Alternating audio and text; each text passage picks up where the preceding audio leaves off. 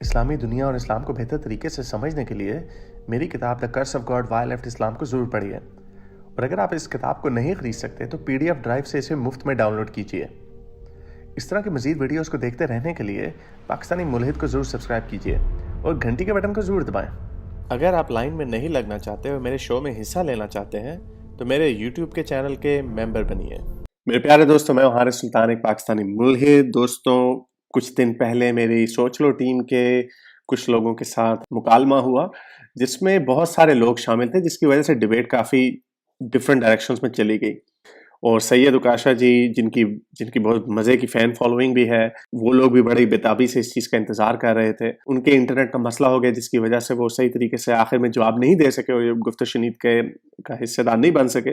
तो मैंने इस वीडियो में कुछ इधर-उधर की बातें हैं उनको निकाल के जो इसके बेस्ट बिट्स हैं उसको इकट्ठा किया है। इसमें कोई मैंने बदयांती का मुज़ाहरा नहीं किया, इसमें कहीं मैंने ऐसे करने की कोशिश नहीं की कि मेरे आर्गुमेंट ज़्यादा स्ट्रॉन्ग लगें। जो देखना चाहें वो सोच लो कि पेज पे जाके पूरी डिबेट को देख सकते हैं, लेकिन वो तकरीबन 2 ढाई घंटे की है। लेकिन जो मज़े वाली जो बातें हैं, कंसाइज़ बातें हैं, वो मैंने इकट्ठी करके इसको 50 मिनट में डाल दिया है। Hope you enjoyed. Syed Ukasha ji के लिए मेरा पैगाम है कि उनका इंटरनेट ख़राब हो गया, जिसमें शायद उन्हें लग रहा हो कि वो सही तरीके से बात नहीं कर सके। तो मेरे दरवाजे उनके लिए खुले हैं, वो कभी भी आकर मेरे से वन ऑन वन मुकालमा कर सकते हैं।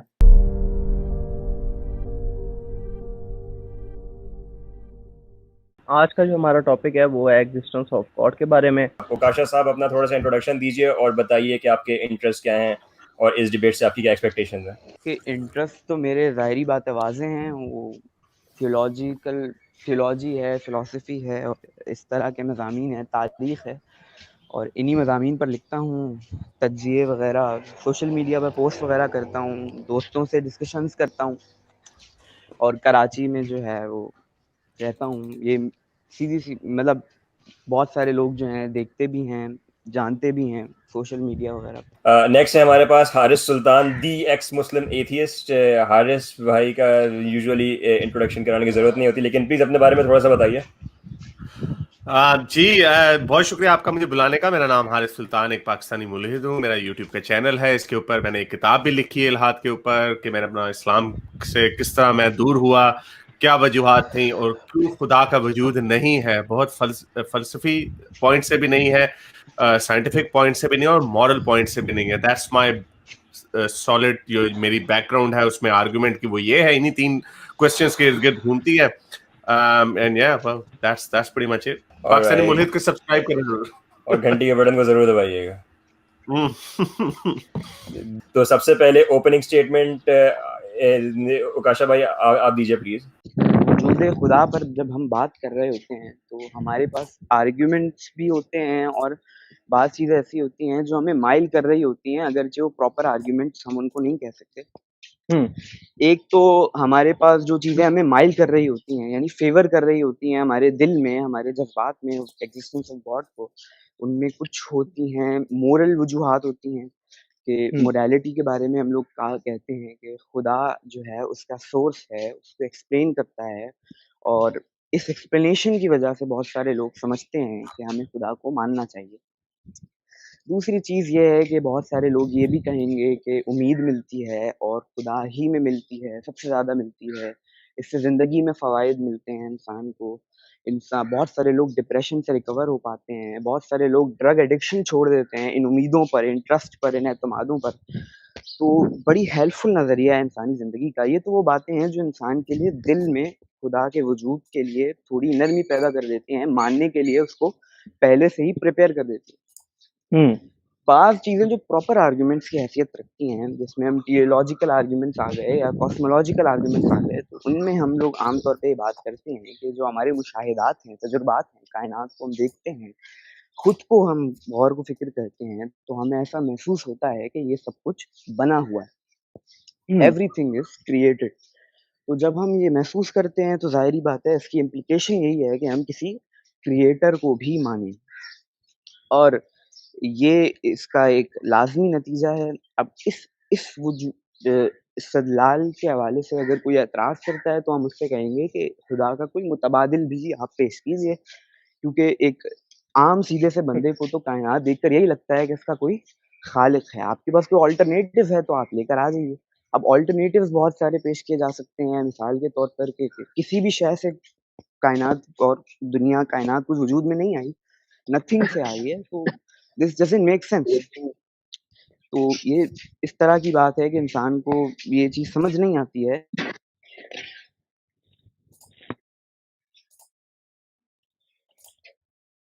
कल जिस तरह कायनात के बारे में होगा, उस कुछ ना कुछ के बारे में भी हमारा वही सवाल होगा। इसी तरीके से बाज़ कहते हैं कि कायनात जो है इनफ़ाइनाइट है, हमेशा से मौजूद है। तो अव्वल तो ये कि अगर कोई शख़्स आकर मेरे पास ये कहे कि आपको किसी ने ख़त भेजा है और मुझे उसने बताया, मुझे उसने बताया, मुझे उसने बताया, और इनफ़ाइनाइट मैथमेटिकली इनफ़ाइनाइट लोगों ने इस तरह मुंतकिल करके आप तक एक बात पहुँचा दी है। तो मैं इस बात में यकीन नहीं कर सकता कि मैथमेटिकली इनफ़ाइनाइट लोग मुझ तक एक ख़त कैसे पहुँचा सकते हैं अगर इस तरह एक सीरीज़ चल रही है। अव्वल तो ये बात मैं यकीन नहीं कर सकता है, ये भी सेंस मेक नहीं करती। लेकिन फिर भी अगर बिलफ़र्ज़ इंसान मान ले, तब भी ये सवाल तो पैदा होगा कि ख़त लिखा कैसे? इसी तरीके से कायनात के बारे में भी है कि अव्वल तो कि इन्फिनिटी जो है वो खुदा के वो आर्गुमेंट को भी ख़त्म नहीं करती है, सवाल अपनी जगह पर रहता है। और दूसरा कि वो अपनी एक रैशनल चीज़ नहीं है, एक जस्टिफाइड रैशनली नहीं है। इस तरह और जितने भी आर्गुमेंट्स हैं, तो इंसान बाज़ कहते हैं कि जिस तरह खुदा का कोई ख़ालिक नहीं है, तो कायनात का भी कोई ख़ालिक नहीं होगा। तो फिर तो ये पैंथिज़्म की तरफ हम आ गए। ये फिर एथिज़्म की डिबेट नहीं रही, फिर तो ये पैंथिज़्म की बात हो गई। आप या तो ये कह रहे हैं कि खुदा है, कायनात से ख़ारिज है, या फिर खुदा खुद कायनात। फिर वो एथिज़्म से रिलेटेड बात नहीं है। तो ये वो चीज़ें हैं कि खुदा एक उसकी एक्ज़िस्टेंस को हम इसकी जानिब माइल हो रहे हैं, कोई दूसरा अल्टरनेटिव उसको सैटिस्फाई नहीं कर रहा हमारे सवालात को, तो ऑब्वियसली हम खुदा ही को मानेंगे। तीसरी बात तो एक ये होती है जो ख़ास तौर पे मुझ जैसे मज़हबी लोगों को बहुत मुतासिर करती है। बसा औक़ात इंसान के साथ होता ये है कि उसको खुद पर भी एतमाद नहीं रहता है। उसको लग रहा होता है कि शायद मैंने गलत सोच लिया हो, शायद मैंने गलत सोच लिया हो। इस चक्कर में फँसा रहता है और वो शक करने लगता है अपने ही इस्तिदलाल पर, चाहे वो जितना ही मज़बूत क्यों ना हो। तो ऐसी सूरत में जब वो दूसरों पर एतमाद करता है, तो उसके अंदर बिलीफ़ में इज़ाफ़ा होता है। अल्लामा इक़बाल साहब ने एक बात कही थी कि जब आपको पता चलता है कि आपकी वाली बात को बहुत सारे लोग एंडोर्स कर रहे हैं, मान रहे हैं, तो आपके दिल में उसके लिए थोड़ी-सी हमदर्दी मज़ीद पैदा हो जाती है। और जो खुदा की हम बात कर रहे होते हैं, तो मेरे नज़दीक तो जो पैगम्बर इस्लाम की ज़ात है, तो मैं ये समझता हूँ कि उनका वजूद भी सबूत है। जैसे अल्लामा इक़बाल कहते हैं कि अगर आप किसी न किसी तरीके से खुदा का तो इनकार कर सकते हैं, मगर रिसालत माब का इनकार नहीं कर सकते। ये मेरे लिए है, ये तो ख़ैर इस पर बहुत ज़्यादा तवील बहस हो सकती है और शायद ये डिस्कशन नहीं है, तो इसलिए मैं इसको ज़्यादा इंटेंसली इस बात को नहीं छेड़ता। लेकिन जो अपनी जगह वो इस्तिदलाल भी बाकी रहते हैं जो खुदा के एक्जिस्टेंस पर हैं। मेरे नज़दीक और कोई अल्टरनेटिव इसको सैटिस्फाई नहीं करता। दूसरा कोई मुतबादिल नहीं है और किसी के पास है तो लेकर आ जाए। ये पूरा सिलसिला है। और एथिज़्म का जो बुनियादी मसला है, वो ये है कि उनके पास कोई अल्टरनेटिव नहीं होता। अगर आप एक बिल्कुल मानी जाने वाली एक्सेप्टेड थ्योरी को मान रहे होते हैं, एक्सेप्टेड किसी भी चीज़ को मान रहे होते हैं, तो आपके पास कोई ऐसा आर्गुमेंट होना चाहिए जो पूरी तरीके से उसको ख़त्म कर दे, उसकी गुंजाइश ही ना छोड़े। लेकिन ये यहाँ पर मौजूद नहीं होता। ये आर्गुमेंट जो है एथिज़्म के केस में नहीं अवेलेबल होता। उनके पास सिर्फ़ ये आर्गुमेंट होता है कि सबूत नहीं है खुदा का, और वो भी बहुत एक सतही नज़रिया है, बहुत क्योंकि गहराई में देखें तो यही चीज़ नज़र आती है। सर फ्रांसिस बेकन ने बात कही थी कि फ़लसफ़े को सतही तौर पे पढ़ोगे तो आप मुल्हिद बन जाओगे, और अगर वुसअत के साथ पढ़ोगे तो आप मज़हब की जानिब दोबारा राग़िब हो जाएँगे। ये तो एक सीधी-सी बात है। पूरी बात मैंने अपनी कर ली है जो मैंने करनी थी। Existence of God. ठीक है सैयद उकाशा भाई, थैंक यू वेरी मच। अब हमारे पास ये एक ओपनिंग स्टेटमेंट हो गया हमारे पास इस साइड से, एथियस्ट की साइड से। अब एथियस्ट की साइड से हमारे पास कोई अपना कोई ओपनिंग स्टेटमेंट देना पसंद करेगा? ह्यूमन बीइंग साहब, आपका माइक मैं इसमें मैं इसमें ओपनिंग स्टेटमेंट में इतना टाइम वेस्ट नहीं करूंगा। मैं इन्होंने जो बातें की हैं मैं उसी को काउंटर अभी कर दूंगा, रिबटल में चले जाते हैं बजाय इसके कि टाइम जाया करें। पहले हारिस इन्होंने जो हारिस पहले मैं ये बता दूं कि हमारे पास हम ये पहले ये कर रहे हैं कि पहले हर किसी को ओपनिंग स्टेटमेंट देने, फिर हम लोग इसको बेसिकली थोड़ा फ्री स्टाइल रखेंगे ताकि इस फॉर्मेट से रिस्ट्रिक्टेड ना हो। हाँ वो ठीक है, वो ये फॉर्मेट में रिस्ट्रिक्ट नहीं हो रही, इसलिए मैं आपका फॉर्मेट तोड़ रहा हूँ अभी ऑलरेडी। ओपनिंग स्टेटमेंट में मेरी ओपनिंग स्टेटमेंट में जाने की इतनी कुछ जरूरत नहीं है कि मैं उतनी तमहीद बांधूंगा, जो उन्होंने बात की है वो फिर नजरअंदाज हो जाएगी, फिर हम दोबारा नहीं उस पे आ सकेंगे। तो ठीक है, उसका ठीक है, रिबटल सही मैं है, अभी दे देता हूँ। ठीक है, सही है। उनका रिबटल मैं अभी दे देता हूँ जो उन्होंने बताया। पहली बात, जो मैं रिवर्स ऑर्डर में चलूंगा, जो सबसे एंड में जो उन्होंने बात की कि हमें जब कोई इसका कोई अल्टरनेटिव नहीं देता, that's why you know it doesn't make any sense. जब आप ये कहीं की कोई लॉजिक किसी फलसफे में किसी साइंस में नहीं मानी जाती कि if we don't have a theory A then we must believe theory B is correct. अगर थ्योरी ए हमारी सही नहीं है, या हमारे पास अगर किसी चीज की थ्योरी नहीं है, तो हमें ऑटोमेटिकली जो उसकी ऑल्टरनेटिव थ्योरी है वो हमें एक्सेप्ट कर लेनी चाहिए। इसकी बहुत सारी वजूहात आप बता सकते हैं कि हमारे पास अगर थ्योरी ये है कि दुनिया चपटी है, तो अभी किसी ने और थ्योरी नहीं दी कि दुनिया गोल भी हो सकती है, चकोर भी हो सकती है, लेकिन दुनिया चपटी नहीं है। तो अब ये नहीं कि वो जो चपटी है का जो नजरिया दिया गया वो ऑटोमेटिकली ठीक हो गया, क्योंकि उसके मुतबादिल हमारे पास कोई नजरिया नहीं है। तो ये तो पहले जो फैलेसी थी, ये फलसफे और साइंस के दोनों असूलों के खिलाफ है। दूसरी इन्होंने एक बात की सर फ्रांसिस बेकन का, वो घिसा पिटा 14वीं सदी का इन्होंने कोट बोल दिया कि फलसफे की थोड़ा नॉलेज आपको दूर ले जाता है। ये ऑब्जेक्टिव है, इसमें कोई आर्गुमेंट कोई नहीं है, इस पे बड़े लोग और भी बड़ी बातें कर सकते हैं। आपके स्टीवन हॉकिंग आजकल के साइंसदान, he didn't believe in God. So you know, ये लोगों के क्वोट की साइंस में कोई अथॉरिटी नहीं होती, इवन के फलसफे में भी कोई अथॉरिटी नहीं होती। जो भी अथॉरिटी होती है वो आर्गुमेंट इटसेल्फ की अथॉरिटी होती है। अब जैसे अगर आपने कॉस्मोलॉजिकल आर्गुमेंट और उसका अगर आप जिक्र करते तो उस पर भी हम पॉइंट बाय पॉइंट आ जाते। वो अंसाम ने क्या कहा, थॉमस एक्वाइनस ने क्या, थॉमस एक्वाइनस और अंसाम की आपस में लड़ाई होगी, दोनों बोथ फॉर बिलीवर्स। इसलिए इट डजंट मैटर कि थॉमस एक्वाइनस का अपनी जाती राय क्या है या उसकी अंसाम की अपनी जाती राय क्या है। व्हाट मैटर्स कि कॉस्मोलॉजिकल आर्गुमेंट क्या है, टीलियोलॉजिकल आर्गुमेंट क्या है, या अंसाम का आर्गुमेंट क्या है। आपने एक और बात की कि हमें अल्लाह से, खुदा के यकीन से हमें एक उम्मीद मिलती है। उम्मीद तो हमें बड़ी चीजों से मिल सकती है। मुझे उम्मीद है कि मेरी लॉटरी निकल आएगी 2030 में, तो अब इसी उम्मीद के सहारे मैं जिंदा रहता रहूं। 2030 आएगा, यार नहीं वो लॉटरी नहीं निकली, तो उम्मीद इटसेल्फ इज नो आर्ग्यूमेंट। उसके वजूद का कोई आर्ग्यूमेंट नहीं है उम्मीद। लोगों को उम्मीद होती है कि उनका दोस्त उनको धोखा नहीं देगा, उसी भरम में दोस्ती बड़ी लंबी गुजर जाती है। लेकिन जब वो दोस्त उसको धोखा दे देता, फिर क्या होता है? इट डिडंट मीन कि आपकी उम्मीद was predicated on the truthfulness of something। तो ये भी एक बात है। आपने एक और बात की कि हमें एहसास होता है, ये भी उसी तरह की गुली मिली बात है कि आपको एहसास होता है लाइल्मी से भी। अगर आप वर्ल्ड ट्रेड सेंटर के टावर्स गिरते हुए जब आप देखते हैं, तो आपको कोई कहता है कि यार ये इसमें चमकारा पड़ा है, वहां से थ्योरी दे दी जाती है डेमोलिशन हुई है, ये बिल्डिंग को किसी जहाज से नहीं गिरा है, डेमोलिशन से नीचे गिरा है। तब आपको ये कह दिया जाए तो आपको एहसास हो जाएगा कि हाँ यार ये वाकई ऐसे है। तो एहसास जो हमें होता है वो लाइल्मी की वजह से भी एहसास हो सकता है, जरूरी नहीं है कि वो किसी सॉलिड रीजनिंग की वजह से। तो एहसास और उम्मीद की वजह से कोई आर्गुमेंट या कोई कंक्लूजन ड्रॉ कर लेना, that's not a good way. ये भी फलसफी और साइंसी नजरिए से बिल्कुल ठीक नहीं है। जैसे मैंने आपको बताया, एक और मिसाल आपके सामने रख देता हूं। हमें एहसास होता है कि दुनिया चपटी है, क्योंकि जब हम चलते हैं हमें चपटी नजर आती है, गोलाई हमें नजर नहीं आती, तो हमें एहसास होता है कि दुनिया चपटी है। लेकिन वो हमारी आंखों का इल्यूजन है, क्योंकि हमारा वेट जो है, हमारा जो साइज है वो अर्थ की साइज से कंपैरेटिवली बड़ा छोटा है, इसलिए वो हमारा जो एहसास होता है वो गलत होता है। और आजकल की दुनिया में हम वो वीआर के गॉगल्स लगाते हैं, वर्चुअल रियलिटी के, हमें एहसास होता है कि हम रोलर कोस्टर से गिर रहे हैं, हमें लग रहा होता है कि हम गिर रहे हैं, लेकिन हम अपनी एक आम सी कुर्सी के ऊपर बैठे होते हैं। सो अगेन, एहसास और उम्मीद डज नॉट मीन कि वो चीज दुरुस्त है। आपने इन्फिनिटी की बात की, इन्फिनिट रिग्रेस का भी एक मसला है कि इन्फिनिटी के ऊपर लोग कहा जाता है। अब मैं उसकी एक आपको मिसाल देता हूं, एरिस्टोटल ने इसको बड़े अच्छे तरीके से एक्सप्लेन किया था। अब अगर कोई मुझसे पूछे कि हारिस आपका वजूद कैसे हुआ, मैं कहूंगा मेरे माँ बाप का वजूद था, उनका उनके माँ बाप का वजूद था, उनका उनके, लेकिन मेरा जो अब जो वजूद है वो उनके वजूद के ऊपर प्रेडिकेटेड नहीं है। मसलन अगर मेरे माँ बाप मर जाते हैं तो मेरा वजूद फिर भी कायम रहेगा। इसलिए हम इसको इन्फिनिटी तक, फिलोसॉफिकली, फलसफे की नजर में हम इसको इन्फिनिटी तक पीछे लेके जा ही जा सकते हैं कि उसका बाप कौन था, उसका बाप कौन था, उसका पीछे एवोल्यूशन में चले जाए, फिर दुनिया, फिर कायनात, बिग बैंग, और उससे पहले और बिग बैंग, मल्टीपल बिग। ये जो इससे ये सिलसिला टूटेगा नहीं।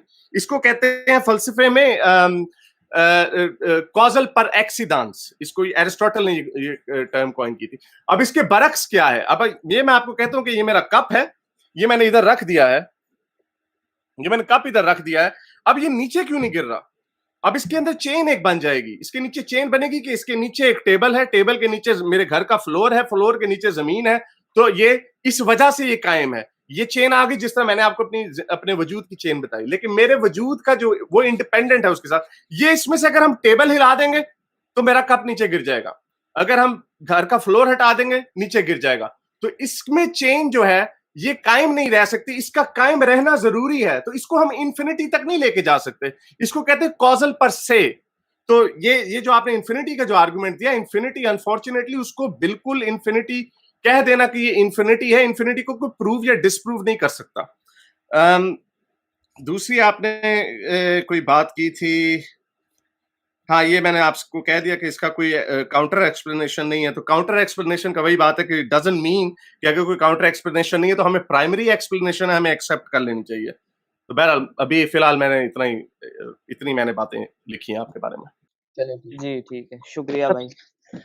तो अब शुरू यही करता हूँ कि मेरे जो क्लोजिंग रिमार्क्स थे उन्होंने सबने समझ लिया कि शायद वो वही पूरी गुफ्तगू थी, और मैंने शुरू में कुछ बातें बहुत सही तौर पे कही थी कि वो सिर्फ फेवरेबिलिटी के लिए हैं, फेवरेबल है वो चीज़। मैंने उसको प्रॉपर आर्गुमेंट्स नहीं कहा था, और मैंने बाकायदा सराहत से कहा था। तो उनको उम्मीद वगैरह को इन सब चीज़ों को थोड़ा छेड़ा गया, लेकिन खैर मैं उन सब पे बात नहीं करूँगा।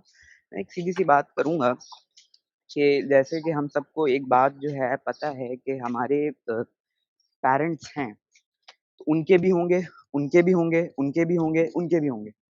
इस पर हमें यकीन है ना? अब मुझे अपने पेरेंट्स का पता है, वो भी टेस्टिमनी से पता है, मैंने डीएनए टेस्ट नहीं करवाया। तो अब मुझे अपने पेरेंट्स का पता है, तो अब मुझे ये कैसे पता चला कि उनके भी पेरेंट्स हैं? मुझे ये कैसे पता चला कि उनके ही पेरेंट्स हैं? मुझे ये भी कैसे पता चला कि उनके पेरेंट्स हैं? क्या मालूम उस ज़माने में चीज़ दूसरी होती हो, उस ज़माने में सिलसिला दूसरा होता हो, ऐसा इंसान नहीं सोचता है। Of course this is not rational. इंसान यही कहेगा कि एक तो उसके लिए बहुत सारे हमारे पास रीज़न्स हैं, हम मानते हैं, और कोई अल्टरनेटिव है भी नहीं, और साइंस ने इसी को दरियाफ़्त किया है, हमारी नेचर ने, हमारे एक्सपीरियंस ने एक ही तरीके को दरियाफ़्त किया है। उसी के मुताबिक इंसान जो है पैदा होता है, ये सब चीज़ें होती हैं। तो मैं बेसिकली ये बात कर रहा था कि खुदा के अलावा जो है वो हमारे पास जितनी भी थ्योरीज़ आई हैं, जो बातें कही हैं, वो पॉसिबल ही नहीं लग रही हैं, they are not making sense. मिसाल के तौर पर अगर कोई शख्स कह दे कि एक कॉइन है, वो उसमें तो मैं उछालूँगा तो या तो हेड्स आएगा या टेल्स आएगा। अब कोई शख्स कह दे कि नहीं, और भी ऑप्शंस हो सकते हैं, अल्टरनेटिव तो कोई भी हो सकता है, तो ऐसा नहीं होगा, 2 ही अल्टरनेटिव्स हैं और कोई अल्टरनेटिव नहीं है। यही बात हम यहाँ भी कह रहे हैं कि जितने अल्टरनेटिव पॉसिबल थे, हमने उनका तज्ज़िया भी कर लिया, उनकी बात भी कर ली, और हमें वो अब पॉसिबल नहीं लग रहे। यानी इस बात पर यकीन हो गया, और जो खुदा का नज़रिया था वो अभी भी हमें कंपेल कर रहा है, अभी भी हमें मानने पर मजबूर कर रहा है, ये बुनियादी बात। फिर बहुत सारे बातें जो हैं बीच में कही गई कि फ़ेथ क्या होता है और बिलीफ क्या होता है। तो देखिए, मैं अगर कहूँ कि मुझे अपनी I have faith in my mother, मुझे अपनी वालिदा पर अगर कोई एतक़ाद है, कोई यकीन है, कोई एतमाद है, तो मैं उसको भी फ़ेथ कह सकता हूँ। इसलिए कि ये एक चीज़ होती है जो इंसान से इमोशनली अटैच्ड होती है।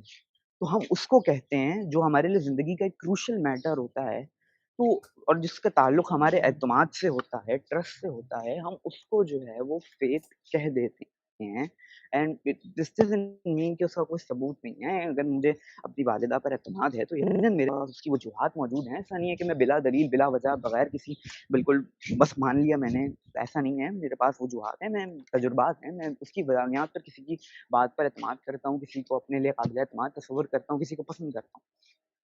वो एक अलग बात है कि वो एक डिडक्टिव आर्गुमेंट नहीं होगा, वो एक इंडक्टिव आर्गुमेंट नहीं होगा, वो एक डिफरेंट काइंड है। फिलॉसफी में वो उसको आप टेस्टिमनी की सूरत में आप उसको देखेंगे।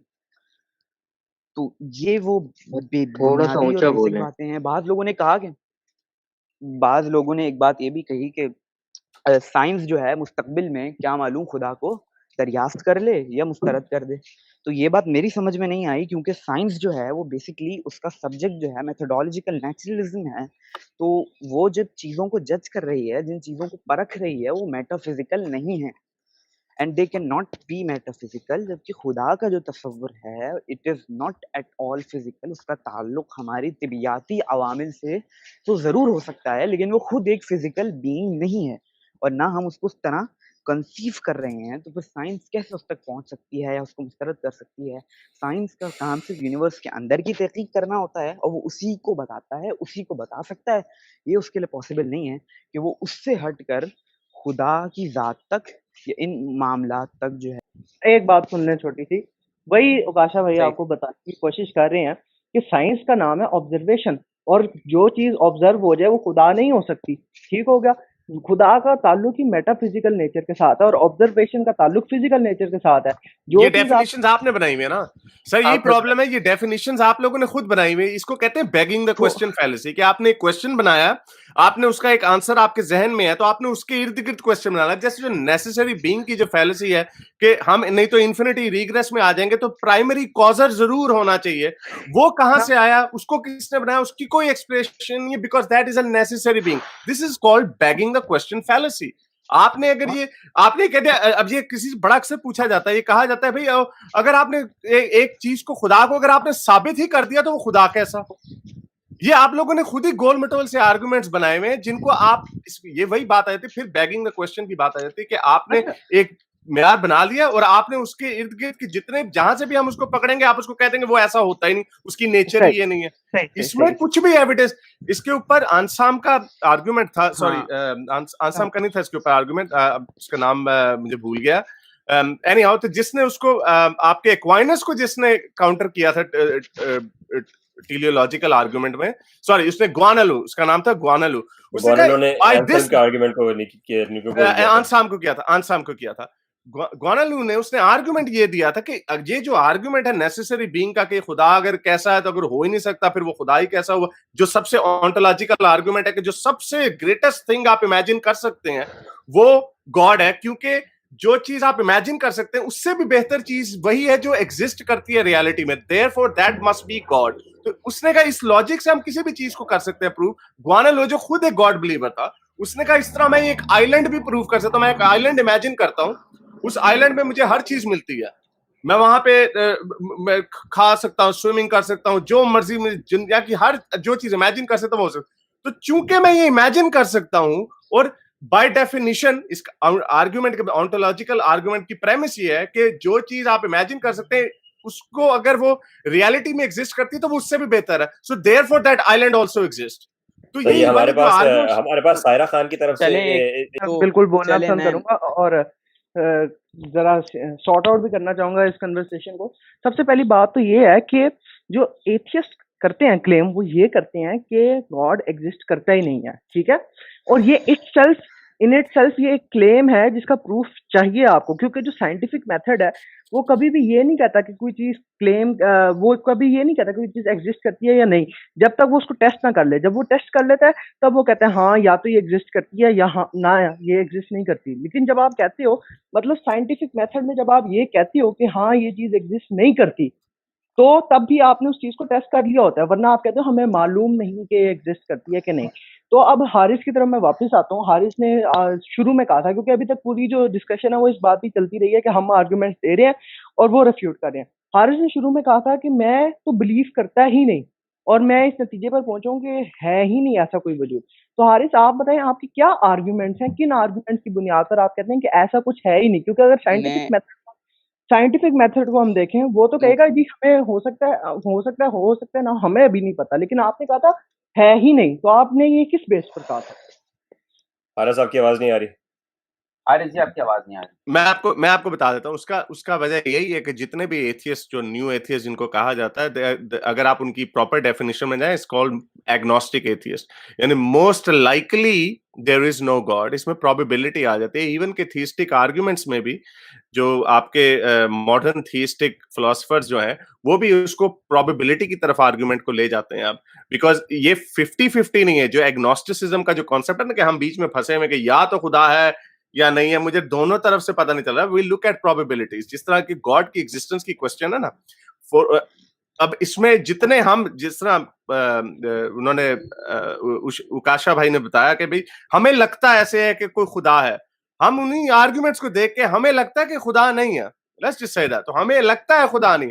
अब एक चीज नहीं है, उसी तरह जिस तरह आप सुपरमैन को डिस्प्रूव नहीं कर सकते, या चलो पिंक एलिफेंट्स को आप डिस्प्रूव नहीं कर सकते, लेकिन you can make a very good general guess about it कि most likely there are no pink elephants. अगर कोई और प्लेनेट हमें मिल भी जाता है, वहां पे लाइफ फॉर्म है भी, तो उसके ऊपर इतने फैक्टर्स इन्वॉल्व होंगे कि जरूरी नहीं कि वहां पे एक एवोल्यूशन के थ्रू गुजर के वहां पे एलिफेंट्स ही आए हो लेकिन उनका कलर पिंक हो। So you would not be able to disprove it. लेकिन बहुत सारा हम नॉलेज वी कैन, जो हमें जितने हमने ऑब्जर्वेबल यूनिवर्स को हमने देखा, अगर मल्टीवर्स है देन यू नो दे से कि एल्विस इज स्टिल अलाइव, तो हमें उसमें नहीं हम कह सकते, लेकिन हम प्रोबेबिलिस्टिक आर्गुमेंट बनाते हैं कि that's probably why we believe that there is no God. अब हम क्यों नहीं मानते, उसमें मैं आपको थोड़ा सा रन डाउन दे देता हूँ। टाइम स्केल्स बड़े अजीब गरीब से हैं। यूनिवर्स के बिग बैंग करने से पहले गॉड क्या कर रहा था? क्या लूडो खेल रहा था, अकेला बैठ के बोर हो गया था, ट्विडलिंग विद थंब। फिर उसने कायनात को बनाया। जब हम कोई गाड़ी बनाते हैं, कोई भी चीज इंजीनियर हम अपनी सोच से बनाते हैं, हम उसको नियर परफेक्शन बनाने की कोशिश करते हैं, फेल होते हैं क्योंकि हम फ्लॉड है। गॉड बाय डेफिनेशन फ्लॉड नहीं हो सकता। तो ये किस किस्म का गॉड है कि उसको एवोल्यूशन की जरूरत पड़ती है? वो 10 अरब साल वेट करता है। भारत बहुत बहुत क्विकली आपके सवाल में मुझे लग रहा है कि दो प्रॉब्लम्स हैं। पहला प्रॉब्लम तो ये है कि आपने बोला कि गॉड जो है बिग बैंग से पहले क्या कर रहा था। बेसिकली टाइम जो है ना, टाइम हमारे पास एक कंटिंजेंट रियलिटी है, मतलब उसको एग्जिस्ट करना है, और वो हम ये बोलते हैं कि वो लेकिन आउटसाइड द यूनिवर्स नहीं, लेकिन outside the universe it might be existing for God as well. अगर गॉड इटर्नल है, पहले मैंने अगर यही कहा गॉड कि इटर्नल है, मैंने ये कहा कि पहला प्रॉब्लम यही है कि आपने ये किस मैकेनिज्म से ये वाला सवाल निकाला और आप किस मैकेनिज्म से ये जस्टिफाई करते हैं कि ये वाला सवाल वैलिड है, क्योंकि टाइम जो है, time is existing in this universe. तो आपने out of the universe, I know, आपने ये हम आउट ऑफ द, ओहो तो हम साइंटिफिक क्वेश्चन, तो ओहो यार आप क्यों नहीं समझने की कोशिश कर रहे? यही तो बात हो रही है कि अगर God outside the universe exist कर रहा है, तो वो भी किसी स्पेस एंड टाइम में एग्जिस्ट कर रहा है या नहीं कर रहा? लेट्स जस्ट से अब नहीं, किसी ने नहीं ना कहा, ये आई नो दैट किसी ने नहीं कहा। वी कैन अस्यूम, इंसानों ने बनाया हुआ है। ना एक second, we can assume that कि ऐसा होगा या ऐसा नहीं होगा। लेकिन यही बात है कि जब हम जब अपनी दुनिया के रिलीजियस को देखते हैं, they have no concept about this. आपकी कोई कुरान की आयत इन इश्यूज को डिस्कस नहीं करती। वो कुल अल्लाह वाहिद बता देती है कि अल्लाह है हमेशा से, उसका ना कोई बनाने वाला वगैरह वगैरह, दैट्स इट। जो पेचीदा आर्ग्यूमेंट्स हैं, what was God doing outside the space time? Was there a space time or not? क्या वहां पे स्पेस टाइम थी? ना। और फिर उसके बाद प्रोसेस में आते हैं, चलो अब भी आ गया, अब इतना 10 अरब साल उसने वेट किया, बिग बैंग के बाद सोलर सिस्टम बना। फिर उसने 3.5 बिलियन ईयर्स वेट किया, प्री कैम्ब्रियन एक्सप्लोजन हुआ। फिर उसने इतना वेट किया कि अब सिर्फ 2 लाख साल पहले इंसानों का वजूद आया। लेकिन ये सवाल अभी भी आंसर नहीं हुआ। मेरा सवाल ये नहीं है, मैं सवाल ये कह रहा हूँ कि आपने within this universe, आपने laws of this universe, laws of the universe which exist inside the universe, आपने उसको outside the universe किस सोच पे आप लेके गए? जैसे कहा कि आपने कहा कि वो कुछ ना कुछ वहां तो कर ही रहा होगा ना, गॉड जो है वो outside the universe। नहीं, but I can philosophically, मैं तो assume कर सकता हूँ ना कि क्या कर रहा था या नहीं कर रहा था। मेरा क्वेश्चन है, क्या कुछ कर रहा था या नहीं कर रहा था? You have to answer that। नहीं, when you go into the philosophy of science, जब आप साइंटिफिक फिलोसफी में जाते हैं, आपके पास एक जो आपने बोला पिंक एलिफेंट्स वाला, उसके अंदर भी आपके पास, जब आपके पास इंडक्शन का मसला आता है कि आपके पास ग्रे एलिफेंट, तो जब पिंक एलिफेंट आते हैं ना, वो भी एक इंडक्टिव प्रॉब्लम आती है। लेकिन जब तक आपको इंडक्टिव प्रॉब्लम आती नहीं है ना, तब तक आपके पास ये जो थियरी चल रही है वो तब तक वैलिड रहती है। लेकिन अभी तक आपने ना ये नहीं बताया कि किस मैकेनिज्म से नो, ठीक है, बट लेकिन इसका मुझे इससे ये रेफ्यूटेशन नहीं मिल रही कि हम एक थॉट एक्सपेरिमेंट कर रहे हैं कि outside the universe. Thought experiment जो है ये it isn't making rational sense कि no, it is making sense. Why, how is it not making sense? It's making perfect sense कि if there was a being outside the universe, जो कि claim है, even itself it doesn't make any sense। अगर ये claim है कि outside the space time, अब scientific knowledge जो हमारे पास है, there was only one space time only on that dot। अब आपका claim है कि there is a being outside this space time, right? Who caused this universe, right? So okay, so how did he cause that? क्या आपके पास mechanism है? क्या आपने mechanism हमें बताया कि उसने how did he do that? No। आपने हवाई फायर मारा हुआ कि no, बस था, he did that, all of that। So I'm using my own intellect and I'm questioning, मैं question कर रहा हूँ कि okay, if he's outside, is he existing in his own space time या is he not existing in his space time? अगर वो eternal है, he existed eternally, what was he doing in that eternal time? So ये सारे question आते हैं, मेरे पास नहीं है इसका जवाब, लेकिन मैं आपको ये कह रहा हूं कि आप लोगों के पास भी इसका जवाब नहीं है। और जब जंप मार के 14 बिलियन ईयर्स फॉरवर्ड जब हम आते हैं, तब हम देखते हैं रिलीजियस बुक्स को। वो आपकी बाइबल आपको बता रही है कि अगर आप स्लेव को मारते हो, अगर उसकी मौत वाकया हो जाती है तो उसको सजा दो, लेकिन अगर उसकी हड्डी पसली टूटती कोई बात नहीं, उसको छोड़ दो। मालिक को छोड़ दो। हम कुरान को देखते हैं तो अल्लाह का अर्श पानी के ऊपर था, तैर रहे थे, उससे बातें हो रही हैं, चूंटियों से बातें हो रही हैं, वगैरह वगैरह। तो जब हम उन चीजों को देखते हैं, वेरी सिंपलिस्टिक आर्ग्यूमेंट्स, जो ये आर्ग्यूमेंट्स एरिस्टोटल वगैरह ने भी सोचे थे, but even they did a better job than our religious books in explaining और trying to understand this thing. ये आपकी रिलीजियस किताबों में कुछ नहीं है। इसलिए उकाशा साहब ने कहा कि वो एथियस्ट थे और एथियस्ट से वो मुसलमान हो गए। मैं ये देखना चाह रहा हूं कि उन्हें कौन सी ऐसी गिदड़ सिंगी मिल गई जिसमें उन्होंने कहा ओ अच्छा यार ये तो मैं गलत था, अब ठीक हो गया, अब गॉड का मुझे अब तो ये तो मिल गया मुझे एविडेंस। बाय द वे ये मैंने इनका छोटा सा एक मैकेनिज्म आर्गुमेंट टाइम लिया, था, इस थॉट एक्सपेरिमेंट ये का छोटा क्या सा मैकेनिज्म था ना, ये इसका मैं इसके ऊपर मैं और तो कैपिटलाइज कर सकता हूं, लेकिन उकाशा भाई से काफी सारे सवाल हुए। उकाशा भाई आप इसका रिस्पांस दीजिए प्लीज। तो देखिए अभी इतने सारे लोग हैं तो सिर्फ सा टाइम जो है हमें मिला नहीं, वरना काफी सारी इन्फिनिटी पर भी मुझे बात करनी थी। वो मुझे अच्छा लगा कि कम से कम हारिस ने फिलॉसफी पर बात की, खैर लेकिन अब उस पर खैर बात नहीं करता। मैं अभी सीधी सी बात करता हूँ कि इन्होंने अभी स्पेस टाइम की बात की, तो इस मौजू पर मैंने एक सीधी सी बात समझने की कोशिश कीजिए कि एवरीथिंग फिजिकल, टाइम जो है उसको बहुत सारे लोग, मतलब जो मेटाफिजिक्स में पढ़ाया जाता है, नॉलेज है, टाइम है, ये सारी चीजें जो होती हैं उसको मेटाफिजिक्स में पढ़ाया जाता है और ये उसका टॉपिक भी रहा है। तो बाद लोगों ने कहा कि जो चीज़ फिजिकल नहीं है वो सिर्फ एजम्पशन होती है, तो ऐसा नहीं होता। बाद चीज़ें नॉन फिजिकल होने के बावजूद भी जो है वो डिस्कशन में भी आती हैं और हमें फिर भी उनका एहसास भी होता है और ये सब चीज़ें होती हैं। लेकिन मैं अभी फिलहाल ये बात करता हूँ कि मैंने एथिज्म को एहसास मतलब नो क्यों आर्गुमेंट। तर्क किया। तो यहाँ इन्होंने मुझसे पूछा कि मैं एथिज्म को क्यों तर्क किया, और फिर ये सवाल खास तौर पे इन्होंने किया है कि कुरान ने जो है इसका जवाब क्यों नहीं दिया कि स्पेस टाइम से पहले खुदा क्या कर रहा था, क्या नहीं कर रहा था। तो देखिए टाइम की इतनी सारी टर्म्स हैं फिलॉसफी में, इतने सारे कॉन्सेप्शंस हैं, इतनी सारी बातें हैं, इतनी सारी दकीक बातें हैं। अगर मैं एक आम लोगों की किताब में जो रोज पढ़ी जाने वाली है, जो हर शख्स पढ़ेगा, उसको इन सब मज़ामीन में ना दिलचस्पी है, वो उसके बगैर भी जिंदा है, उसके बगैर भी खुश है, वो उसके बगैर भी चीजें समझ रहा है, उसको ये सारी चीजें बताने की जरूरत तो भी नहीं है। और एम्ब्रियोलॉजी उसके बता अलावा दी, भी गॉड में, एम्ब्रियोलॉजी तो बता दी, गॉड उस लेकिन जो एक बेसिक क्वेश्चन, एक सेकंड, ये बड़ा बेसिक क्वेश्चन उस वक्त के लोग भी करते थे। ये कोई नया क्वेश्चन आजकल के एथियस्ट नहीं कह रहे, ये उस वक्त के भी लोग क्वेश्चन पूछते थे, ये अनदेखा खुदा कहाँ है, कहाँ से आ गया, इससे कैसे कायनात बना दी। एक लाइन, एक छोटी सी लाइन बता दी जाती है, हमें बता दी कि कुल अल्लाह वाद अल्लाह, बस बस बस है, बस है, बस है, उसको किसी ने नहीं बनाया। तो सो ये हम कहते ये हैं जो ना कि आर्गुमेंट जो अल्लाह आप दे रहे समद हैं है, ना, आपने नहीं आपने हाँ, आयत पेश की ना, समद है, इसका मतलब बेनियाज है, उसको कुछ करने की अव्वल तो जरूरत ही नहीं है ना सर। जब हम उसको बेनियाज कह रहे हैं, वक्त से, जमान से, मकान से, हर चीज से बेनियाज कह रहे हैं, तो फिर ये तो सवाल उठाना ही नहीं चाहिए कि वो क्या ये तो स्वीपिंग स्टेटमेंट कर होगी रहा ना, ये स्वीपिंग स्टेटमेंट होगी ना, कि ये इसी को तो कह रहा हूँ, नाउन बस है तो है तो है, बस है तो नहीं है। हारिस, की ये बात जरूरत है नहीं कि है कोई आप खास काम जी। चीजें, तो उसको उससे कोई दिलचस्पी नहीं है। बेनियाज है इन चीजों से, नमाजें उसके पढ़वाना बगैर सिर्फ। वो खालिक है और हम उसको उसी तरह हाँ, कंसीव करते हैं। तो yes, so he requires faith, right? और So he आपने requires faith, but he requires faith। अगर इसी में अल्लाह की जगह कोई और याहुरू लिख देते, या इतने सारे नहीं, और ये मज़ाहिब हमारी है, डेफिनेशन इसीलिए यही बैठता है। प्रॉब्लम है।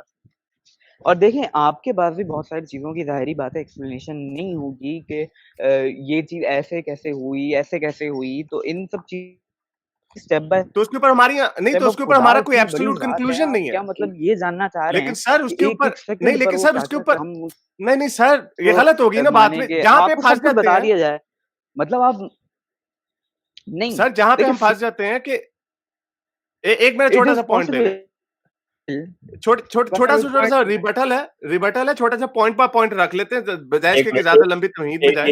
एक रिबटल हारिस दे चीज दीजिए, क्या क्या और उसके की बाद और ह्यूमन क्या क्या बीइंग हुआ, तो क्या आप सिंपली ये समझ सकते हैं कि आप ये तमाम चीजें लगता है अवकाशा भाई का जो माइक है ना, इंटरनेट का मसला है। इतने हजारों एक बिलियन मिनट, सालों में ह्यूमन बीइंग खुदा आप क्या कुछ क्या बोल कर रहे रहा थे। था। अगर आप मुझसे पूछे कि मैंने जिंदगी के 20 साल गुजारे हैं, 20 साल अगर मैंने गुजारे हैं, हेलो जी एक छोटी सी मैं बात करूंगा। देखिए आप ना आप बात अगर करते चले जाएंगे और उसमें जो चीज हमें ठीक नहीं लगेगी हम उसको काउंटर करना चाहते हैं। आपने ये जी जी बोला बर्डन ऑफ प्रूफ जो है वो एथियस्ट के ऊपर भी जाता है, that is totally wrong. How? आप फर्ज करें लाहौर में आप क्लेम कर रहे हैं कि आज एक मर्डर हुआ है, राइट, और मैं क्लेम कर रहा हूं कि लाहौर में आज कोई मर्डर नहीं हुआ, तो डेड बॉडी किसको दिखाना काम है? बताएं कौन दिखाएगा डेड बॉडी? दोनों के ऊपर प्रूफ जाता है बेशक। नहीं नहीं नहीं सर क्या मैं हर घर में नहीं जाऊंगा? नहीं, 1 करोड़ बेसिकली अगर ये हमारे ऊपर what आता are है you talking इस about? केस सर में। सर जी आप what are you talking about? यानी मैं लाहौर में 1 करोड़ घर हैं, हर घर का नॉक करके क्यों देखूंगा यार लाश है कि नहीं है सर? आपने अच्छा, क्लेम किया कि उसमें यहाँ पे आज एक मर्डर हुआ है, आपको डेड बॉडी दिखानी है, तो जो गॉड का क्लेम उसमें करते हैं आपका उनको गॉड दिखाना है। आपका उसमें ये होना ही नहीं चाहिए कि क्या कहते हैं, वो आपका इंडक्टिव आर्गुमेंट होगा। आप तो इस बात पे बिलीव करेंगे यार हो सकता है हुआ हो नहीं हुआ हो। जब आप ये कह रहे हैं ना कि नहीं हुआ, तो इसका मतलब आप पोजेस कर रहे हैं कि मेरे पास नॉलेज है और आपको पता है कि नहीं हुआ, तो फिर आप सर खुद मैं ये बात आपकी बात हाँ तो ठीक है, मैं इंडक्टिव रीजनिंग ठीक है, inductive reasoning is not necessarily false, inductive reasoning is हाँ सेकंड बेस्ट टू डिडक्टिव। तो क्या है इसमें? हो मैं अच्छा सकता है है, लॉजिक कि अब हम पहले क्वेश्चन की तरफ आ रहे हैं। हमारे पास जो पहला क्वेश्चन है कि why does Harris want God to meet his standards, और ये बाय द वे ये हारिस की तरफ से नहीं है, ये हारिस की तरफ नहीं है, ये कोई और एथीस्ट भी इस पे रिस्पॉन्ड कर सकता है। बाय द वे सर तंसुजुद आप कुछ बोलना चाहेंगे पहले इस बारे में? आप लोगों की चैट जो है कोई मॉनिटर कर रहा है? बड़ी जबरदस्त किस्म की मैं इस्लामी कर रहा बातें वहां पे चल हूँ रही मैं हैं, कर रहा हूँ मैं कर गाली रहा हूँ गलौज, फुल गाली गलौज चल रही है वहां पे, सही इस्लाम मुसलमान होने का सबूत दिया जा रहा है वहां पे।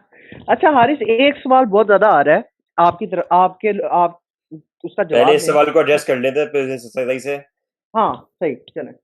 तो why does Harris want God to meet his standards? ये गॉड के नहीं, ये हमारे स्टैंडर्ड्स हैं, हर चीज के इल्म हासिल करने के स्टैंडर्ड्स हैं। ऑब्जेक्टिव क्लेम जो होता है उसका ऑब्जेक्टिव प्रूफ चाहिए होता है। God is an objective claim. ये गोल मटोल भागने के तरीके हैं कि God is outside the universe, और यूनिवर्स में हम सिर्फ साइंस में वी कैन ओनली ऑब्जर्व। अब ऑब्जर्व अगर हम नहीं कर पाते तो आपने चीजें भी बैगिंग द क्वेश्चन आ गया, आपने उसका स्टैंडर्ड एक आप लोगों ने वैसा स्टैंडर्ड बना दिया जो बाय द वे कुरान में नहीं है, या आपके रिलीजियस बुक्स में नहीं, ये एक्सटर्नल फिलोसफी से आप लोगों ने अपने स्टैंडर्ड बना दिए हैं कि वो इटर्नल है।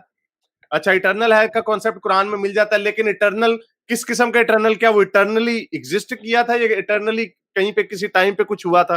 क्या वो टाइम एंड स्पेस में? फॉर एग्जांपल दीज आंसर्स, ये जो है आपके, ये हमारे ये फलसफे में खुद ही ये क्वेश्चंस उठे हैं जिनकी वजह से उसके ऊपर सवालात किए गए हैं।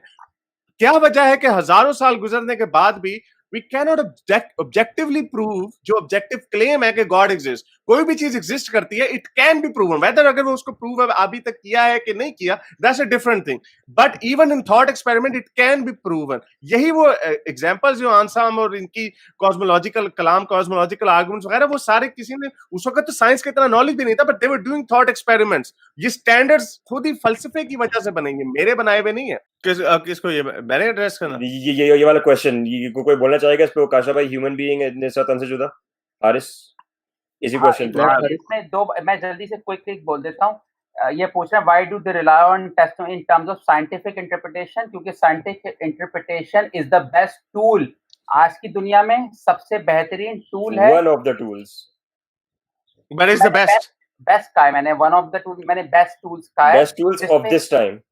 Yes that is, I think हम इस पे एक we are living in the best of the times. या तो इसलिए हम, इसका जवाब ये है कि हम इसलिए करते हैं साइंटिफिक इंटरप्रिटेशन क्योंकि ये बेस्ट टूल है। मे बी 100 साल बाद इससे भी अच्छा कोई टूल आ जाए, हम क्लेम नहीं कर रहे। और पहला वाला जो सवाल था ना कि स्टैंडर्ड्स गॉड के, तो क्या हम कुरान का स्टैंडर्ड मान लें कि लाराई बफी? इस पे कोई शक नहीं करो, ये हम भी वाला स्टैंडर्ड नहीं मानते कि शक ना करो, हम कहते हैं शक करो ताकि आपको सच मिल सके। ये दोनों मैंने एक साथ जवाब दिए। क्वेश्चन मिस हो अब गया। मेरे पास भी 2 सवाल हैं, प्लीज अगर मुझे भी थोड़ा सा टाइम दे जी दिया जाए। जी इलियास भाई बोलिए आप। अच्छा, सबसे पहले एक सवाल जो कि हर बंदे के दिमाग में आता है, जो अभी मैं कमेंट्स में भी देख रहा हूँ बहुत बंदों सवाल किया हुआ है, वो ये सवाल करते हैं कि how can something come out of nothing. बड़ा सादा सा सवाल है, इसके ऊपर एथियस्ट टेक क्या है? कैन नथिंग बड़ा क्रिएट समथिंग? जबरदस्त, बड़ा इजी जवाब है इसका कि ये जो कहा जाता है energy can neither be created not destroyed, energy तो हमेशा से है। यहाँ पे तो एंथ्रोपिक प्रिंसिपल आ जाता है, energy is always there, it is there. क्यों है? बस it is there. On the other hand God एक कॉम्प्लिकेटेड, सुन लेना पहले, गॉड एक कॉम्प्लिकेटेड बीइंग है जो सोच रखता है, जो प्लानिंग करता है, पहले बोर हो जाता है, फिर 14 अरब साल वेट करता है सारे टाइम्स के, you know all that problem, फिर वो ये करता है। सो ये जो गॉड है ये कॉम्प्लिकेटेड बीइंग है। और ये भी एक फलसफे का भी पॉइंट है कि, एक सेकंड, ये फलसफे का ये भी एक पॉइंट है कि जो जिसने यूनिवर्स को क्रिएट किया, he must be even more complicated then the universe. ये भी एक आर्गुमेंट। तो जो इतनी कॉम्प्लिकेटेड चीज है वो कहां से आ गई? How how how did he come into? अब वहां पे फिर वही बैगिंग द क्वेश्चन फैलेसी आ जाती है। बस है, वो इटर्नल है, बस है तो है। अच्छा नहीं हारिस, आप उकाशा, एक मिनट इलियास, जरा उकाशा भाई को अभी इस पर टेक लेने देता। जी सही। उकाशा भाई आवाज नहीं आ रही मेरे आवाज ख्याल नहीं से। आ रही जी तब तक आप बोल लीजिए। अच्छा, तो आप इस बात पे मतलब बिलीव करते हैं कि जो एनर्जी है वो इटर्नल है? ये तो लॉ ऑफ थर्मोडायनेमिक्स है, energy can neither be created nor destroyed. अच्छा, तो ये मतलब बाय आप द वे ये law of conservation of energy है, लॉ ऑफ थर्मोडायनामिक्स हाँ नहीं है। Sorry law of sorry, thermodynamics मुझे पता है कि ये लॉ कंजर्वेशन ऑफ में।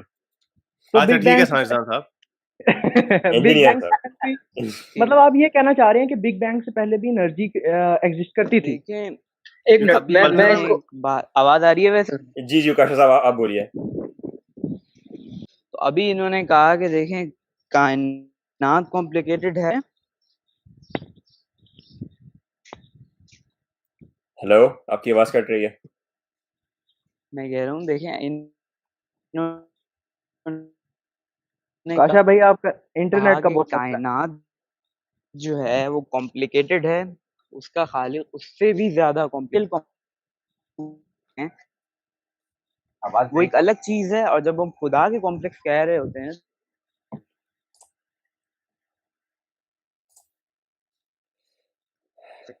एक पर तो हम कह सकते हैं कि उसका कोई खालिक है, यानी मटेरियल कॉम्प्लेक्सिटी और ये सब चीजें हमें इस जानिब माइल करती हैं कि ये जो है कॉन्टिंजेंट है। ये तो नेसेसरी बीइंग फिर इंसर्ट कर दिया आवाज ना आ यहाँ रही है पे। अब? आपकी जी आवाज बड़ी टूट टूट के आ रही, समझ नहीं आया कुछ वैसे क्या है।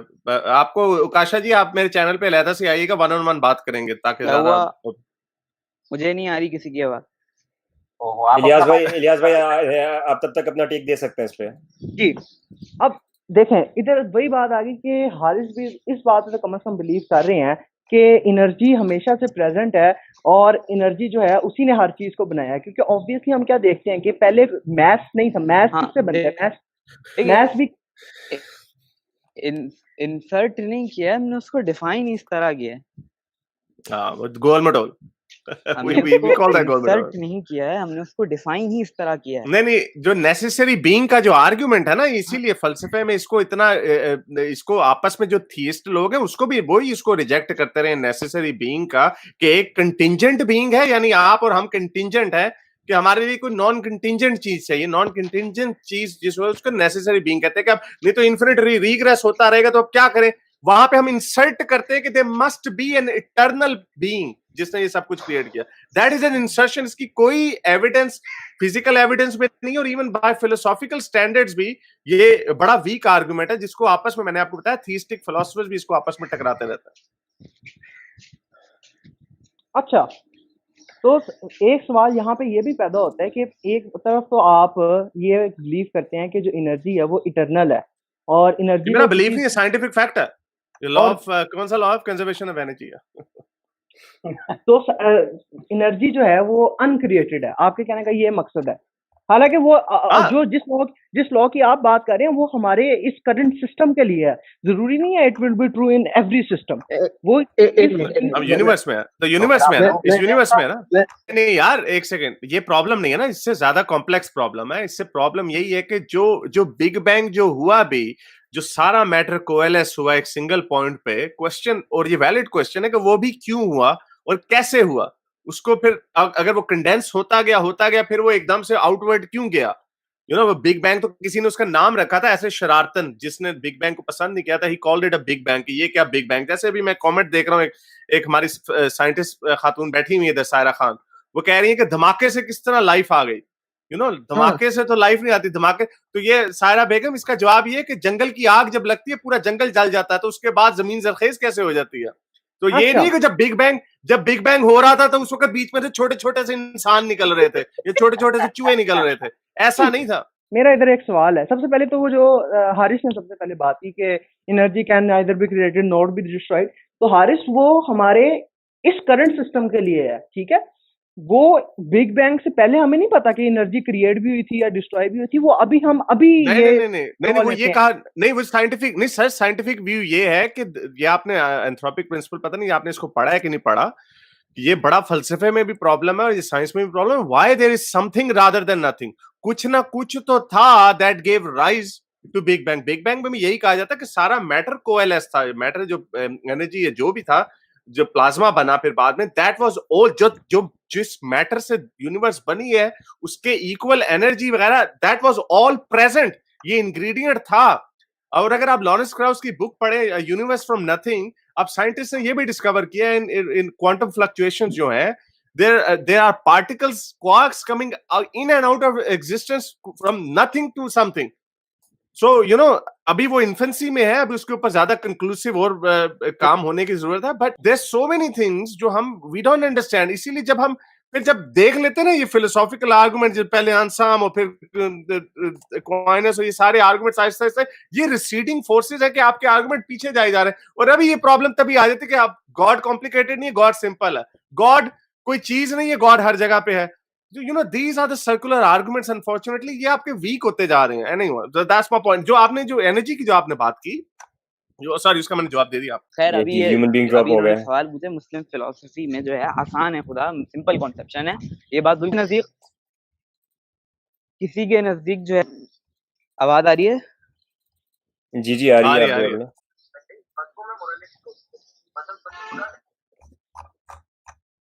अब नहीं आ रही। जो सिंपल का जो कॉन्सेप्ट है ना, ये भी एक सिंपल का जो कॉन्सेप्ट है, ये भी सब्जेक्टिव से टर्म है, ये एब्सोल्यूटिस्ट स्टेटमेंट नहीं, इसको हम मेजर नहीं कर सकते। जो मैंने आपको कहा कि अगर गॉड है, the God must be more complicated then the universe itself. कायनात से कंपेयर करें तो बहुत सिंपल कॉन्सेप्शन है, बल्कि सिंपलेस्ट कॉन्सेप्शन है। हवाई फायर। अच्छा इसको थोड़ा और एक्सप्लेन कीजिए। हारिस भाई इलियास, अगर आप इसको थोड़ा और एक्सप्लेन कर सकते हैं तो प्लीज कीजिए। ये क्या सिंपल और कॉम्प्लिकेशन? यस नहीं, जो अभी ओकाशा भाई ने बोला ये सिंपल नहीं, यूनिवर्स के मुकाबले में ये सिंपलेस्ट आर्गुमेंट है। तो अगर आप इसके ऊपर थोड़ी रोशनी डाल सकते हैं। नहीं, मुझे समझ नहीं आती कि ओकाशा किस तरफ से आने की कोशिश कर रहे हैं। एक तो उनकी आवाज सही तरह नहीं आ रही, तो मेरा इसमें हारिस से बड़ी इंटरेस्टिंग डिस्कशन एक स्टार्ट होगी एनर्जी के ऊपर। इसको मैं थोड़ा सा पूछना चाहूंगा कि हारिस, ये जो हमारी कॉन्शियसनेस है, ये भी तो इटसेल्फ क्या कहते हैं एनर्जी से ही क्रिएट हो रही है हमारे दिमाग के अंदर। तो ऐसा पॉसिबल क्यों नहीं है कि जो transfer of energy on a bigger scale, universe के स्केल के ऊपर ट्रांसफर ऑफ एनर्जी से एक कॉन्शियसनेस, ग्रेटर कॉन्शियसनेस एग्जिस्ट नहीं कर सकती? लेकिन वो प्रोसेस से गुजरी होगी।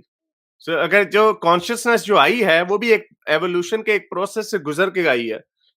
तो मैंने पहले कहा, मैंने अपनी बुक में नहीं लिखा, but I thought about it a lot. मुझे नहीं पता है किसी और का भी ख्याल है या नहीं है कि ये ज्यादा लाइकली है, ये ज्यादा प्रोबेबल है कि एक यूनिवर्स में, अब जिस तरह ये तो हमें पता है एनर्जी थी which cause the big bang, लेकिन यूनिवर्स में कोई ऐसी एनर्जी हो सकती है जो अपने एक प्रोसेस से गुजरी हो और फिर उससे एक supernatural being, God, superman type being आ गया हो।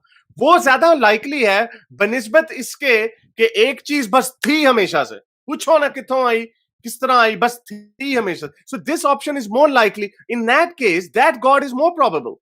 बट अगेन प्रॉब्लम फिर वही आ जाती है कि प्रॉब्लम फिर वहीं पे आ जाती है कि how do we prove that? अच्छा, मतलब आप ये कंसीड कर रहे हैं कि वो गॉड ज्यादा प्रोबेबल है? Yeah, I've said that. Yeah, I've said that quite a few times. सही हो गया। अच्छा, अब इसमें एक और भी बात है जो आपने कहा कि वो प्रोसेस से गुजर के आई होगी। तो ये जो बिग बैंग से पहले भी जो चीजें हैं, बिग बैंग से पहले भी ऑब्वियसली कुछ एग्जिस्ट तो करता था। अब ये भी एक थ्योरी है कि ये यूनिवर्स इन्फिनिटली चल रहा है और हम एक इन्फिनिट चेन में है कि एक बार बिग बैंग होता है, फिर वो पूरा एंड तक पहुंचता है, फिर दोबारा एक सिंगुलैरिटी। हाँ, तो अब इसमें ऐसा नहीं हो सकता कि वो जो कॉन्शियसनेस है, जैसे हमारे दिमाग के अंदर जो न्यूरॉन है वो भी बिल्कुल ऐसे ही काम करते हैं, एक बार स्पार्क होते हैं, फिर दोबारा सिंगुलैरिटी पे चले जाते हैं, फिर दोबारा स्पार्क होते हैं, और इसी की वजह से कॉन्शियसनेस क्रिएट होती है। उसके लिए हमें एक न्यूरो साइंटिस्ट चाहिए होगा सर। अभी तक ऐसा कोई स्टडी नहीं है अभी तक ऐसी। नहीं, ये जो हमारी कॉन्शियसनेस क्रिएट होती है वो होती इसी वजह से कि हमारे न्यूरॉन्स एक बार 1-0 की स्टेटमेंट है ना, ये एक बार स्पार्क करते हैं और एक बार स्पार्क नहीं करते, इस वजह से कॉन्शियसनेस क्रिएट होती है। तो जब ये व्यू भी आप मान रहे हैं कि हो सकता है कि ये जो यूनिवर्स हो ये इटर्नल हो, ये भी आप कहते हैं ऐसा हो सकता है, और जब आप ये भी कह रहे हैं कि इस यूनिवर्स के अंदर एक ऐसी एनर्जी एग्जिस्ट भी कर सकती है जो कि कॉन्शियसनेस हो, तो आप ये एक तरह से पॉसिबिलिटी एग्जिस्ट नहीं कर रहे अच्छी तरह से, कि मतलब ये प्रोबेबल है काफी लिहाज से कि एक ऐसी एनर्जी, एक ऐसी कॉन्शियसनेस एग्जिस्ट कर सकती है जो कि इटर्नल भी है और जो कि शुरू से एग्जिस्ट भी कर रही है, क्योंकि वो एनर्जी जैसे जैसे हाँ, एनर्जी आ गया इटर्नली पॉइंट आ गया आपका सही। पॉइंट आ गया। मैं आपको इसीलिए मैंने आपको शुरू में बताया था कि मोस्टली एथियस्ट अपने आप को एग्नोस्टिक एथियस्ट कहते हैं, लेकिन अब आपको ये आइडिया इसलिए ज्यादा सेक्सी लगा, ज्यादा अच्छा लगा, वो इसलिए क्योंकि इसके अंदर गॉड का एलिमेंट है। अब इसके हाँ अलावा और बड़े आइडियाज हैं, उसके अलावा और बड़ी काउंटर एक्सप्लेनेशन है, लेकिन आपको ये वाला आइडिया थोड़ा ज्यादा पसंद आ रहा है कि may be it's possible. I know, मैंने आपको एक प्रोबेबिलिटी बताई। अब इसके पैनस्पर्मिया का जो कॉन्सेप्ट है, इवन यूनिवर्स मल्टीवर्स के जो कॉन्सेप्ट है, यूनिवर्स इज सिक्लिकल, आपने खुद उसका बताया, किसी एलियन बीइंग ने बनाया, maybe we are all living in a simulation. बड़े अजीब अजीब से भी आइडियाज हैं जो हमें अजीब लगते हैं, लेकिन सही। मैं ये कह रहा हूं कि there are many ideas, unfortunately इनमें से किसी का भी कंक्लूसिव एविडेंस नहीं। मैं आपको एक छोटा सा एक और फिलोसॉफिकल मसला छोड़ जाता हूं आपके लिए, कि अगर वाकई ही अल्लाह बेनियाज है, अल्लाह को कोई जरूरत नहीं है, लेकिन वो फिर भी अपने 1,24,000 नबी भेज देता है। चलो अगर उस हदीस को नहीं आप मानते तो कितने नबी भेज देता है कि अपना जिक्र बताने के लिए कि मेरा वजूद है, ईमान वालों मुझ पे ईमान ले आओ, मेरे whichever religion you want to believe in. अगर वो इतना करना, he could have better ways, उसके पास ज्यादा अच्छा तरीका था अपने आप को हमारे पे वजूद करने के लिए। उस पर भी फिर सर्कुलर आर्गुमेंट दे देते कि अगर अल्लाह मियां सबके सामने आ गए तो फिर तो सारे ही मान ले आएंगे, तो फिर नबियों के सामने क्यों अल्लाह मियां नबी भेज देते, हमारे सामने नबी भेज दे, हम भी मान जाएंगे, कोई मुआजिजा हमें भी दिखा। इसी मेरा हवाले से हमारे पॉइंट पास ये एक है, सवाल आया, इसी हवाले से मेरा पॉइंट ये है, वेरी क्विकली, मेरा पॉइंट ये है कि ये जो अपना बोल रहे थे वो दूसरे भाई, क्या नाम था उनका, सॉरी, उकाशा भाई जो बोल रहे थे कि हमें ये सारे इंडक्टिव रीजनिंग से जब हम देखते हैं हमें लगता है कि खुदा है। मैं आपको ये बताऊं, इस तरह की हम बड़ी चीजें देखते हैं कि अम्बिलिकल कॉर्ड क्यों है, ये नाफ की नाड़ क्यों है, वो जो बच्चों को अक्सर आपको पता है वो माँ का लपेटे में गले के अंदर आ जाते मर जाता है, जेनेटिक डिजीजेस हैं बच्चे, सो मेनी टेल बोन क्यों है, देयर सो मेनी थिंग्स जो अगर कोई बनाने वाला होता तो डिजाइनर होता, he would have done a better job. अगर उसने हमें कम्युनिकेट करना था, कुरान भेजने की जरूरत नहीं थी, कुरान हमारे दिमाग में प्री इंस्टॉल्ड आ सकता था। आई एम जस्ट सेइंग कि ये और बड़ी चीजें हो सकती थी। सो उन बातों से हमें लगता है कि खुदा नहीं है, क्योंकि अगर होता तो इससे अच्छा आइडिया हमारे पास है कि किस तरह अपना मैसेज दें। जी मेरा इस पे मतलब रिस्पॉन्स तो नहीं था, मेरा सवाल ही था इससे आगे कि जो हारिस ने पूरी बात की है, एट द एंड उसमें जो रिजल्ट है वो यही निकलता है कि या तो कोई ऐसी चीज है जो कि नथिंग से एग्जिस्टेंस के अंदर आई है, और या तो ये है कि कोई चीज इन्फिनिटली चल रही है। ऐसे ही अच्छा हमें ठीक है। लगना। मेरे इस नए काम को जारी रखने के लिए मुझे पेपैल और पेट्रियन पे ज़रूर सपोर्ट कीजिए, ताकि मैं अपना पैगाम ज़्यादा से ज़्यादा लोगों तक पहुंचा सकूं।